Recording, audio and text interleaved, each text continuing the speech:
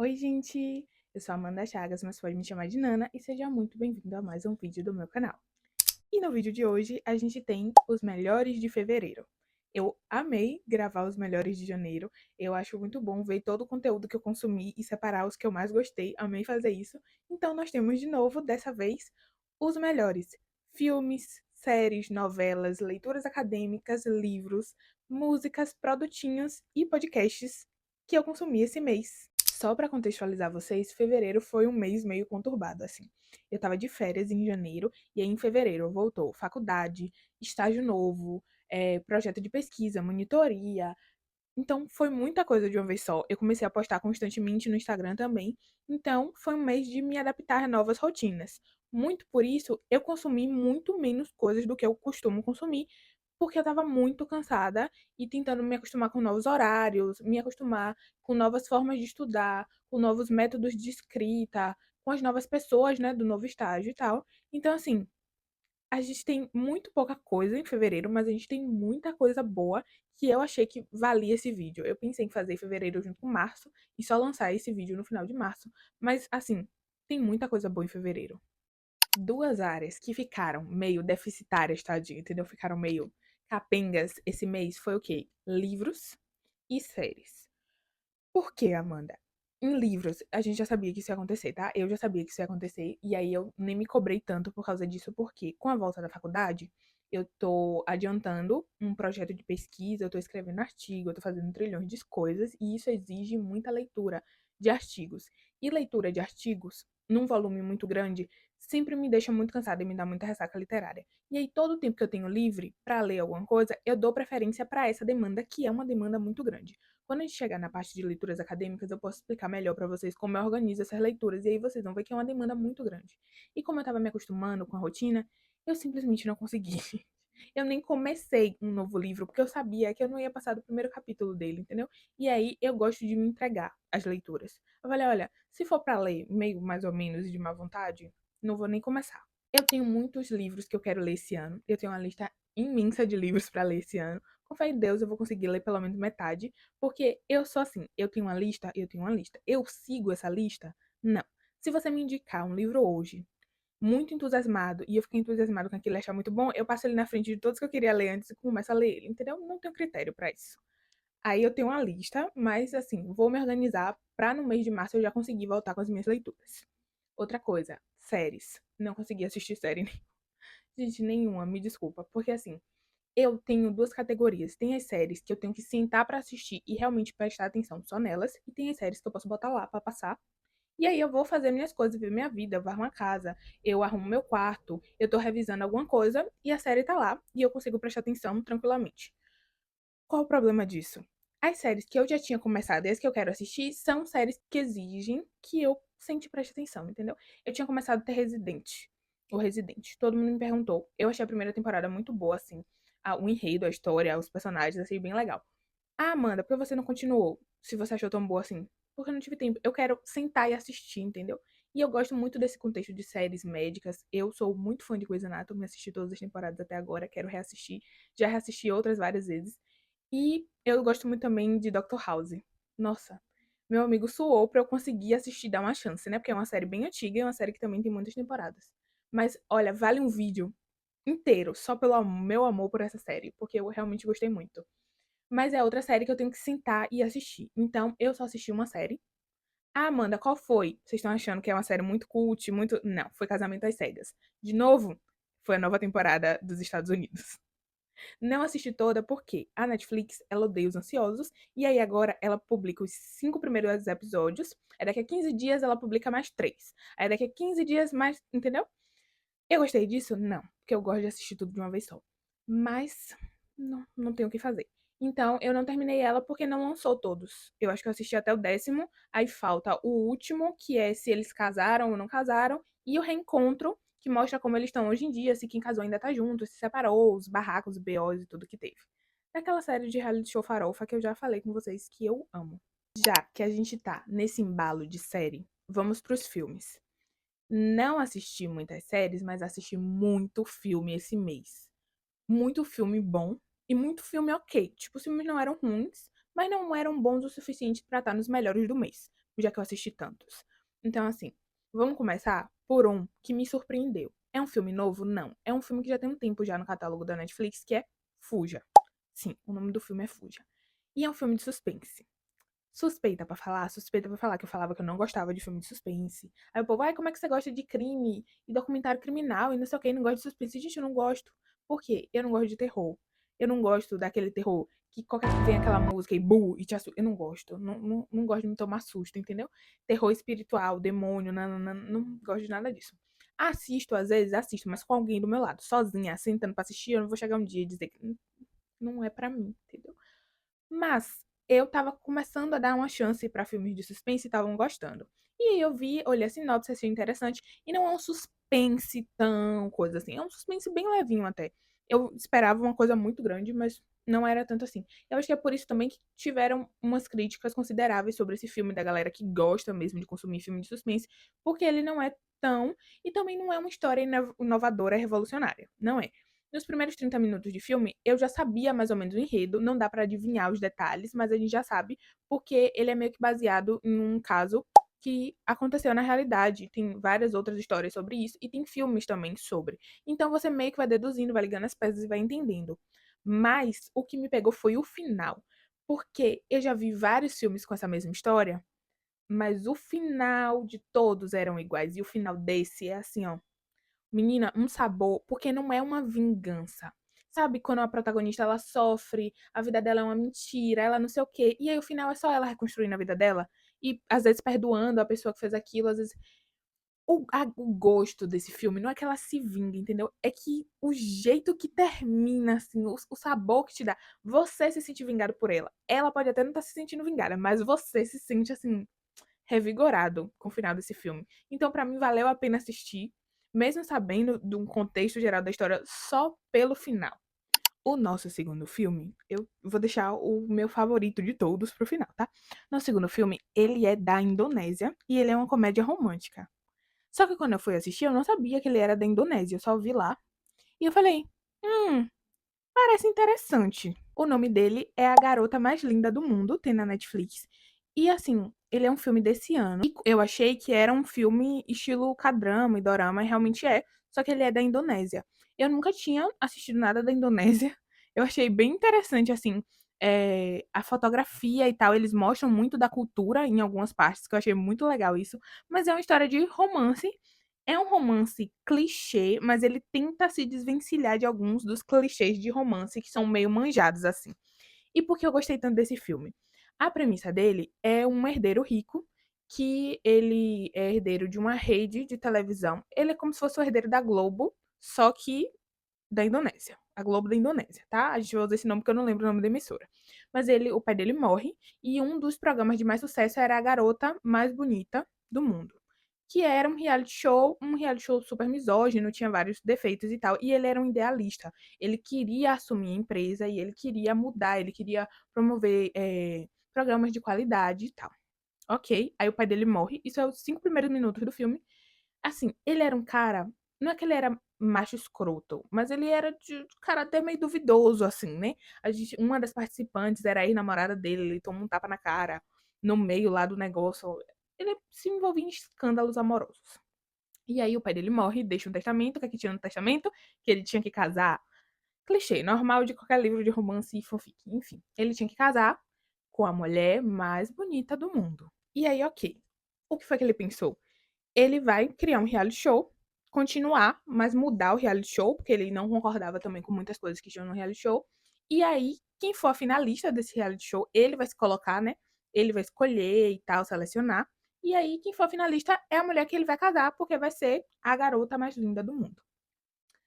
Só que aí, o romance não é dele com uma garota que tá competindo, é dele com a mulher que é a produtora do reality show, que vai construir a ideia desse projeto com ele.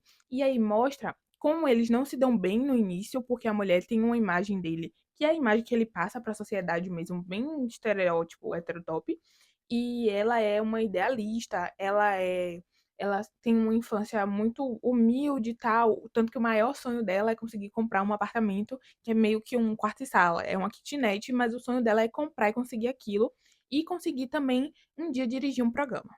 E aí, por uma questão lá que vai acontecer, eles começam ele chama ela pra produzir o programa dele.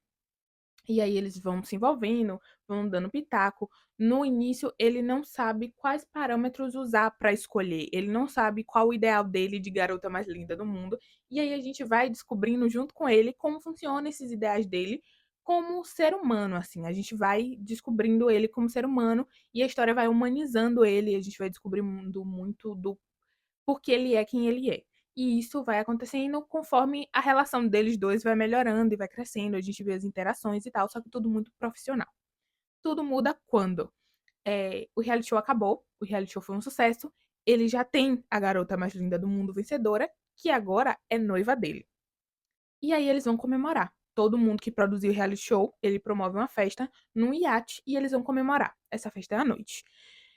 Acontece muita coisa na festa e a nossa protagonista, ela tem um problema que toda vez que ela fica muito nervosa ou acontece alguma coisa, ela vomita. Como se fosse uma resposta do sistema nervoso dela. Se ela tá muito triste, muito feliz, é assim que ela lida com as emoções dela. O que que acontece? Ela tava enjoada por causa do barco. Ele sabe disso, e ele acha que tá acontecendo alguma coisa com ela e vai conversar com ela. Acontece uma curva no barco e eles caem no mar. E eles acordam numa ilha, no meio do nada. E ficam lá. Assim, ah, Amanda, é um clichê. É um clichê. Eu sei que é um clichê. Mas é um clichê tão bom. A Amanda, que cresceu assistindo Lagoa Azul na sessão da tarde, meu amor. Pelo amor, olha, quando eu vi aquilo, eu falei, era isso que eu queria, cara. Meu Deus, quem foi o gênio que escreveu essa história? Porque isso aqui. E aí, o nosso personagem é um playboy, entendeu? A nossa mocinha é uma garota que se vira na vida. E eles dois têm que conviver juntos. E aí a gente acompanha muito do ela super desesperada com aquela situação, ele tranquilaço do tipo assim, cara, vão mandar alguém, vão encontrar a gente. Só que eles se perderam no arquipélago, que tem muitas outras ilhas. Tipo, acho que tinha mais de 100 ilhas. E eles estavam em uma dessas ilhas. E dessas cento e tantas ilhas, só 8 eram habitadas. E aí eles rodam a ilha não é habitada. A nossa mocinha surta e ele acalma ela, porque ele tá levando aquilo como tipo assim, ai, aconteceu, a gente não pode fazer nada. Ele tá certo, mas no lugar dela eu também estaria surtando. E a gente acompanha o desenvolvimento deles dois, assim. O jeito que ele começa a cuidar dela, porque ali, pra mim, ele já tava apaixonado. Ele só não sabia, mas ele já tava apaixonado. E ela também. Mas assim, ela era mais resistente, assim, muito pelo contexto, o jeito que ela foi criada e tal. Tem a história de vida deles dois. E uma parte muito importante é que ele não tem uma boa relação com a mãe dele. Isso é muito importante porque a mãe dele, pro pai dele, quando eles eram casados, era a garota mais linda do mundo. E aí tem uma piada interna entre ele, pequeno, com 6 anos, a mãe e o pai, que originou esse reality show que o pai criou anos depois. Só que ele não sabe disso. E assim, é muito bonito ver a evolução dele como personagem, né? Os problemas familiares e tal. E a relação dos dois. Porque eles têm uma química, mas é uma coisa que vai sendo construída. É uma relação realmente muito bonita. E aí depois eles são salvos e tal. A gente já sabe o que vai acontecer. O final surpreende em um ponto, e eu vou tocar nesse ponto. Mas a gente meio que já sabe o que vai acontecer. Eles voltam, ele sabe que ele tá apaixonado por ela, mas ele tem que casar com a outra, que ele é noiva dele, e ele precisa ter a empresa. E aí, quando ele tá no hospital, a mãe dele vai visitar. Tem anos que ele não vê a mãe, ele tem um ódio muito grande da mãe. Gente, quando a mãe dele, ele tá muito confuso em relação a tudo e tal. Mesmo depois que saiu do hospital, ele botou a mãe pra fora quando a mãe foi ver no hospital e tal. E ele depois do hospital, depois que eles foram resgatados, não conseguiu falar com ela. Eles não conseguiram se encontrar. Tem muitos desencontros aí, ele tenta ir, aí a noiva dele aparece, vira uma confusão. E ela fica muito ressentida, porque ela sente que ele gosta dela, mas ele não tem coragem de peitar isso por toda a situação. E aí a mãe dele dá uma fita a ele de presente, que é a fita que tem o trecho que o pai dele filmava tudo, muito por isso ele criou uma emissora de televisão tem um trecho do porquê. E aí ele descobre que é ele que deu a ideia do a garota mais linda do mundo e tal. E a essência do que é ser a garota mais linda do mundo. O que é meio óbvio, assim. Mas o jeito que o filme conta é muito bonito. E aí, não é um spoiler, porque a gente sabe desde o início, mas o filme termina com eles. Sabe quando parece que acabou e não acabou, tem mais? Aí só que o filme dá uma pausa dramática? O filme termina com eles separados. E aí aparece tudo preto, você acha que o filme acabou. Eu fiquei. E eu tô narrando tudo isso porque o filme tem 2 horas, tá? O filme é meio grande. Mas assim, eu fiquei, ai meu Deus, eles não ficaram juntos, ele vai noivar com a menina. E aí corta pra, tipo assim, quase um ano depois, ele abdicou da herança. Enfim, o que acontece aqui? Ele descobre que ela é a garota mais linda do mundo, é o amor da vida dela, pipipopopó, e pede ela em casamento. Na reunião final. E o que acontece? Ela diz não. Por quê? Era óbvio que ela ia dizer não. Porque ele só tava pedindo ela em casamento porque ele queria a herança. E aí ela sabe disso. E aí ela fala: a gente não se conhece o suficiente pra casar. E você tá disposto a estragar tudo que a gente tem até aqui, pulando várias etapas, só porque você quer a herança. E ela fala que não, que se ele quiser, ele pode continuar, né, com a vida dele e tal, casar com a outra, fazer o que ele bem quiser entender, mas não envolver ela nisso. E aí o que acontece é que eu acho que se passa um tempo, não lembro quanto tempo, eu acho que é um ano que se passa, e eles se reencontram. E aí a gente descobre que ele abriu mão da herança e construiu a empresa dele do zero. Ele agora tem uma boa relação com a mãe dele e tal. Ela finalmente conseguiu comprar o apartamento dela e ela tá trabalhando em uma emissora de TV, em um programa que ela realmente acredita e que combina com as ideias dela. E o filme termina, não vou contar porque eu já falei demais. Eu me empolguei muito com esse filme, eu contei quase a história toda. Mas mesmo já sabendo a história, confia em mim, vale muito a pena assistir, porque é uma história leve, é uma história muito bonita, assim, sabe? Na real mesmo, esse filme ele é um filme de conforto, assim, sabe? Aqueles filmes meio que você fica, ai, tudo bem. Você assiste antes de dormir, enfim, no final de um domingo, te dá uma vibe legal, um quentinho no coração. E aí, seguindo a linha de filmes de conforto, a gente tem outro filme também na Netflix. Chama La Dolce Villa e se passa na Itália. É um filme de conforto porque é um filme que, assim, ensina muita coisa. Também tem essa questão de construção de relacionamento. Tem os núcleos, né, amoroso, tem uma história por trás, mas pra mim o foco do filme é a construção de relação entre pai e filha. Gatilhos. Mas eu achei muito bonito o filme. Num sentido de que eles eram uma família e aí a menina perde a mãe dela. E ela se perde junto quando a mãe dela morre e o pai dela também. Só que eles lidam com o luto de formas diferentes e eles não conseguem se entender nem se encaixar porque o elo entre eles era a mãe. E aí eles meio que se desencontram, eles não se entendem, eles têm uma relação super conturbada e tal. Até essa menina resolver que ela quer participar de um programa de uma cidadezinha no interior da Itália, que é de você comprar uma casa por 1 euro. E aí, o pai dela detesta a Itália, e aí tem os motivos pelo qual ele detesta a Itália, e ele acha aquilo uma grande furada. E aí, mesmo detestando a Itália e tendo jurado que ele nunca mais pisaria os pés dele lá, ele vai atrás dela, e o filme começa assim, com ele meio que tentando impedir a filha de fazer essa merda. E depois a gente entende o porquê ela quer fazer aquilo, que era uma coisa que ela fazia muito com a mãe no hospital, que era conversar sobre como elas fariam se um dia elas comprassem uma casa, como elas iam reformar e tal. E durante todo esse processo de reforma e de se vai ficar ou se vai vender, e as belezas da Itália, o que é muito bom, é assim, é muito bonito, a cidade toda é muito bonita, tem um romance, né? O pai vai se apaixonar por uma pessoa, a filha vai se apaixonar por outra pessoa. Nesse meio tempo, a filha tá tentando descobrir a vocação dela e ela finalmente descobre. O pai era um chefe de cozinha e ele parou de cozinhar desde que a mulher morreu. E aí, depois de muito tempo, ele encontra um sentido e volta a cozinhar e ter prazer em fazer aquilo. É uma história muito bonita, é uma história que tem várias camadas assim. Não é um clichê, eu não achei que é um clichê no sentido de construção de relações, mas em relações a filmes que se passam na Itália é um clichêzão assim. E eu gosto, entendeu? Eu gosto do clichê, gente. Se é clichê por um motivo. E pra mim, se é clichê porque é bom. Outro filme que eu assisti, que talvez, não sei se ele merece estar nessa lista. Tipo, não tá nos meus melhores filmes, não, mas vou fazer uma menção honrosa aqui pra ele. O nome do filme é Rumo ao Vento e ele é um filme turco. Eu gosto muito de produções turcas, mas não é que ele é um clichê, é que é uma história batida, pouco desenvolvida, assim, sobre os personagens e tal. Eu não gostei. Eu vou fazer uma menção rosa porque é um filme meio que de conforto também pra gente assistir quando a gente não quer assistir nada cult, né? Nada do tipo, só botar uma coisa lá e tal e se divertir. A relação do casal, que vai se desenvolver, né? Que eles vão se apaixonar e tal. É fofinha, eu acho bonitinha e é só, assim. Agora, se a gente for parar pra falar do melhor filme desse mês, meu amor, passo 1 hora falando sobre, que é o novo filme da Apple TV. Que eu olhei, eu não tava dando nada, entendeu? Aí eu vi um, um edit no TikTok. Eu vi um edit no TikTok. Eu falei, gente, que incrível. Fui pesquisar pra assistir. O nome do filme é Entre Montanhas. Eu posso panfletar esse filme. Eu indiquei pra todo mundo, porque, olha, eu gosto muito de filme de ficção científica. E eu gosto muito de filme de romance. Ele é uma ficção científica com romance e um pouco de terror.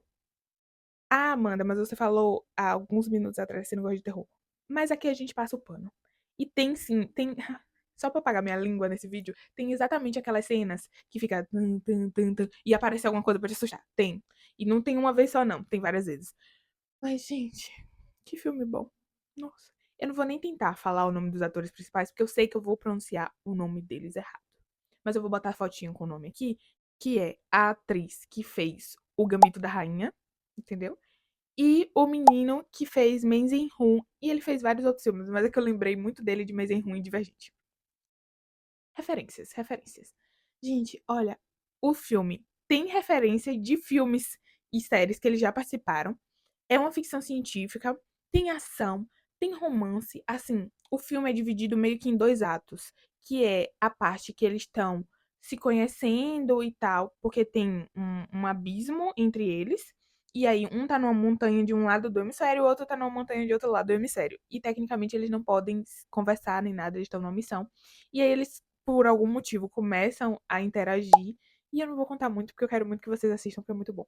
Mas eles se apaixonam, tipo, criam uma relação um pelo outro, cada um vai passar um ano lá. Então eles começam a interagir, eles começam a passar datas juntos, tipo, o aniversário de um, aí o outro do outro lado fica comemorando, e eles se olham por um binóculo, porque eles são atiradores de elite, então eles são foda e eles sabem olhar por. Enfim. E aí a outra parte do filme começa quando o o moço lá, o nosso ator principal, cai, né, nesse penhasco, nesse desfiladeiro, e aí a nossa mocinha se joga junto pra salvar ele. Eu sei que ela se joga lá no precipício pra salvar ele. Uma diva. Qual é o problema, Amanda, dele de cair no precipício? O trabalho deles é manter o que tá lá embaixo. Só que aí o suspense também da primeira parte toda é o que é que tem lá embaixo.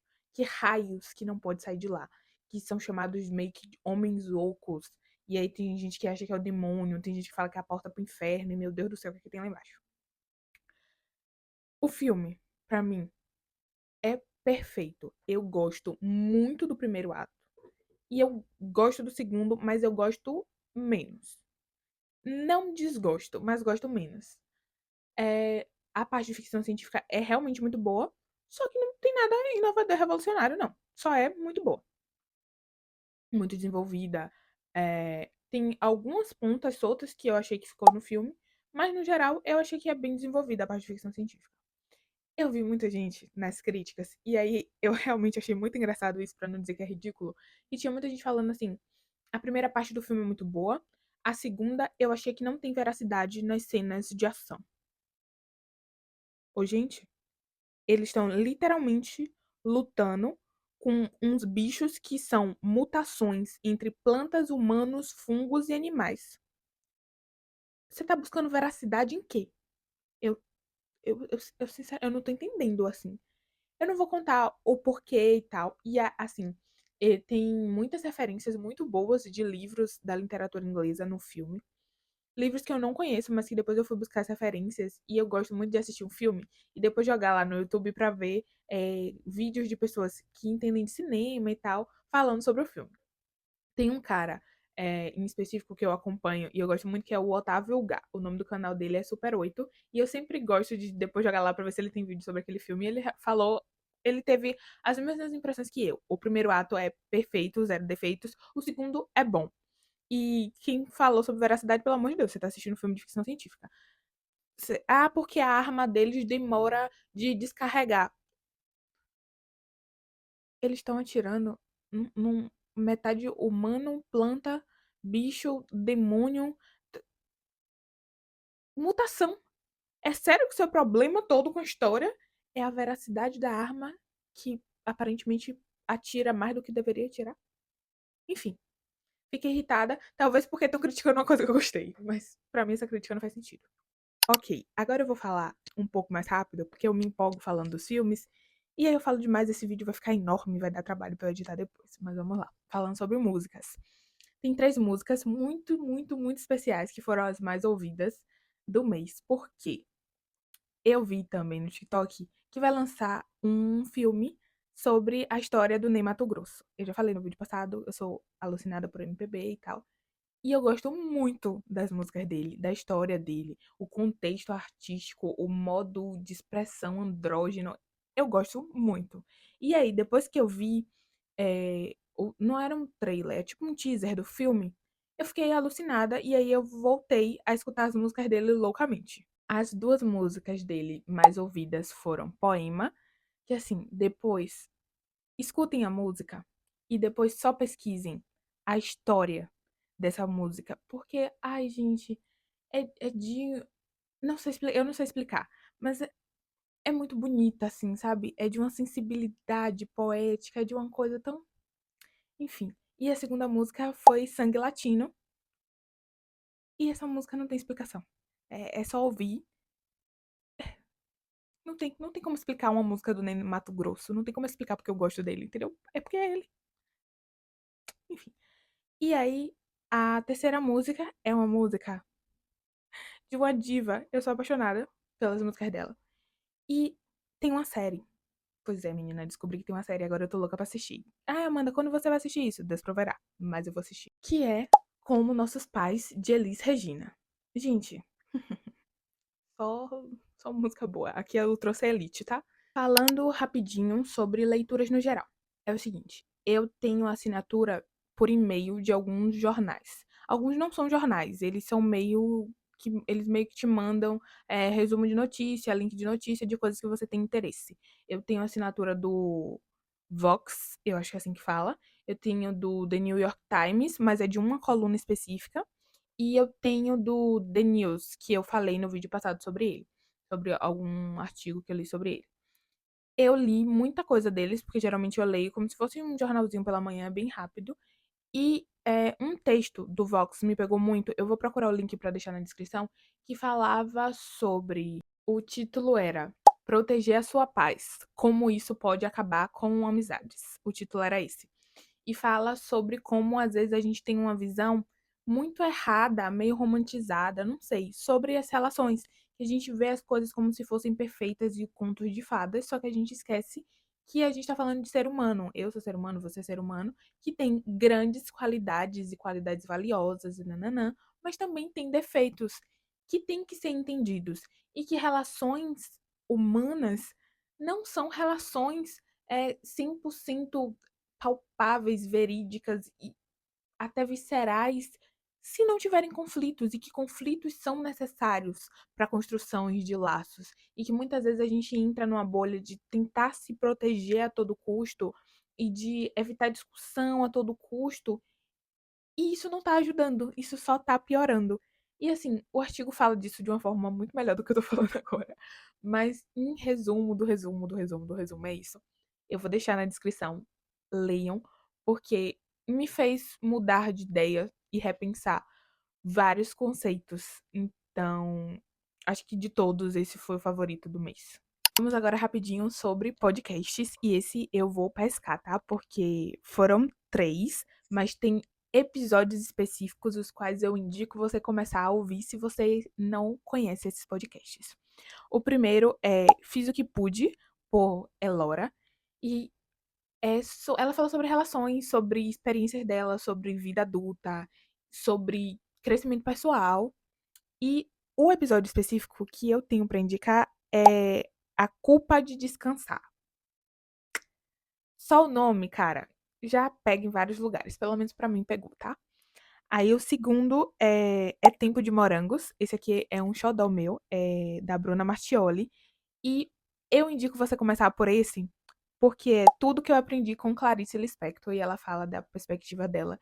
E essa mulher é tão apaixonada por Clarice Lispector que ela te faz ficar apaixonada por Clarice Lispector.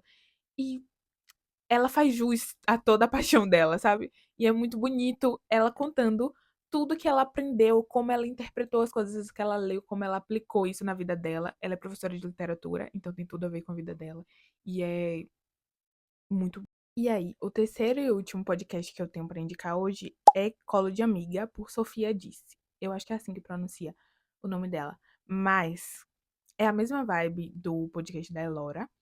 E eu indico você começar por dois, a ouvir dois episódios. O primeiro é Tratamento de Silêncio. E ela conta a experiência dela, ela fala de uma visão psicológica. é, E eu achei muito profundo, tá? São sempre papos muito profundos, porque eu gosto de coisas assim. E o segundo é Pra Você Que Se Cobra Demais. E aí ela também fala sobre experiências dela, da família dela, ela traz um ponto de vista psicológico sobre, e referências de filmes e séries, e ela te faz refletir sobre isso. E eu realmente refleti sobre isso. Então, essa é a indicação. Eu provavelmente vou trazer nos próximos meses eh, indicações delas de outros episódios que elas lançarem ou de episódios antigos, porque eu descobri os três podcasts recentemente, então eu obviamente não ouvi todos os episódios. Tem muitos episódios e dá vontade de sentar e maratonar todos, mas às vezes você só precisa relaxar. E assim, alguns desses alugaram um condomínio, não foi nem um triplex, foi um condomínio tão grande na minha cabeça que eu precisei de um tempo pra digerir tudo. É, pois é. Vamos falar agora sobre a leitura de artigos, menina? Leituras acadêmicas. Vamos lá. O que que acontece? Eu tô escrevendo meu TCC2, eu tô escrevendo um artigo em paralelo e eu também estou fazendo iniciação científica. Ai, Amanda, por que tudo de uma vez? Porque assim, porque eu confio no meu potencial, menina. Mentira. Porque eu sou maluca. Mas o que que acontece? Isso exige que eu leia muitos artigos. E às vezes, quando eu falo que eu leio muitos artigos, as pessoas acham que eu leio artigos na íntegra. Por isso que no último vídeo, inclusive, de janeiro, teve comentário sobre isso. E eu fiz um post no meu Instagram explicando como eu faço a minha leitura de artigo, porque artigo não é um livro, não foi feito para você ler do título até o último ponto das referências. Não é assim que funciona. Até porque você precisa cumprir uma demanda se você quer construir alguma pesquisa.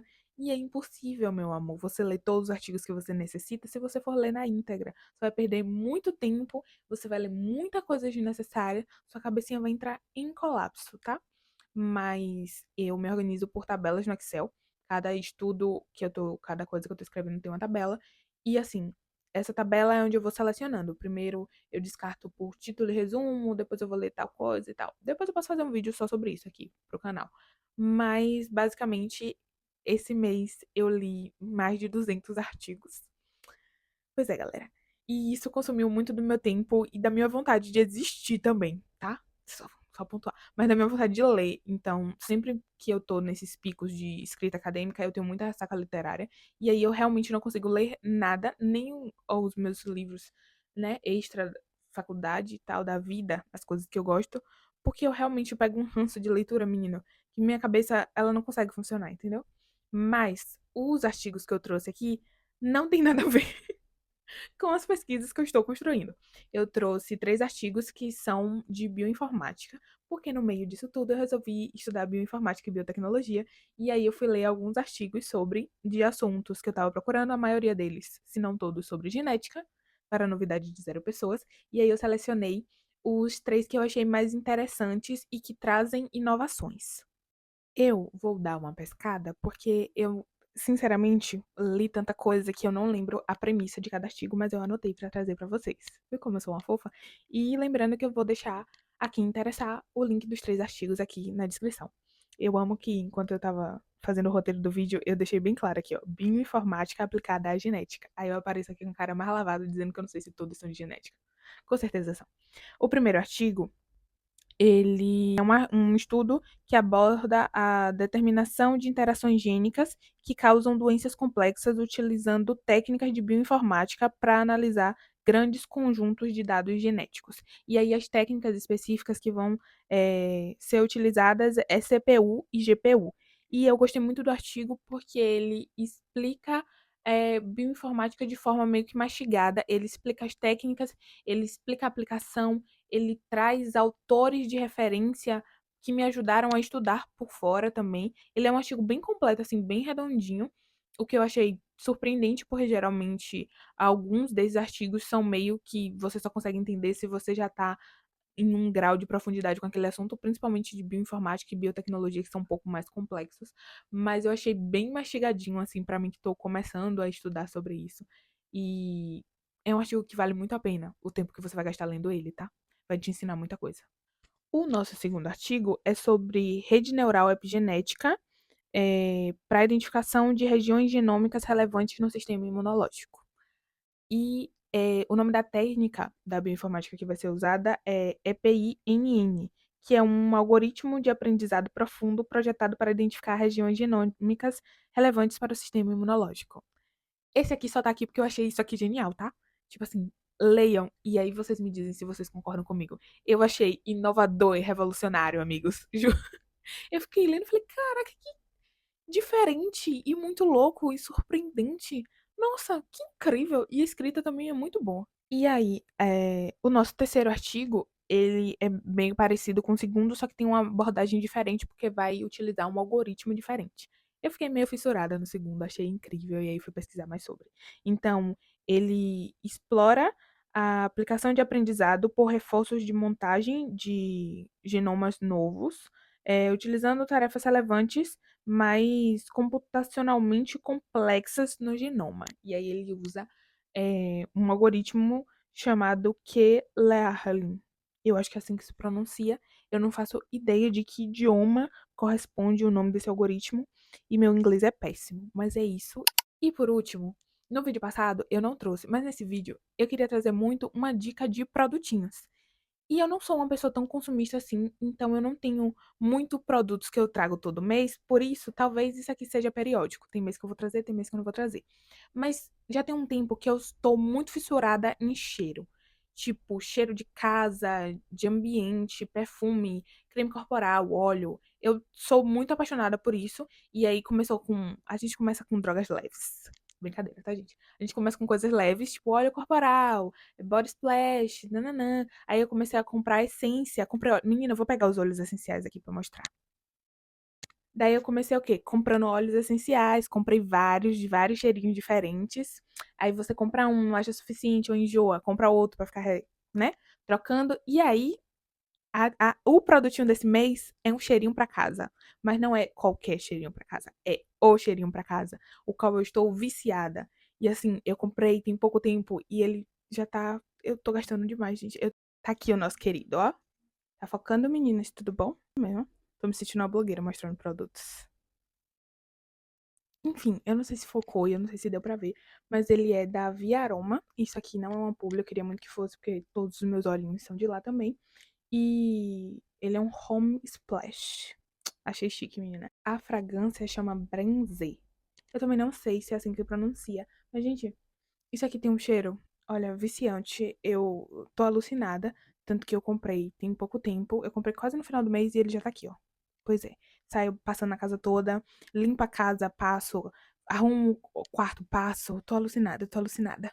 Bom, amores, é isso. Falei muito, vou ter muito trabalho para editar esse vídeo. Eu realmente espero que vocês tenham assistido até o final e não tenham me abandonado porque enjoaram da minha voz. Comenta aqui embaixo se você já assistiu, leu ou ouviu qualquer uma das dicas que eu dei aqui, das indicações que eu fiz. Comenta algum filme para eu assistir que você acha que eu vou gostar, livro, qualquer coisa. Me indica artigo científico. Eu amo quando vocês fazem isso. Curte o vídeo se você gostou e assistiu até aqui. Compartilha com algum amigo que você acha que já assistiu ou como indicação para ele assistir um dos filmes que eu falei, ler algum dos artigos que eu citei ou ouvir algum dos podcasts que eu trouxe para vocês. É isso, um beijo, eu vou ficando por aqui. Tchau!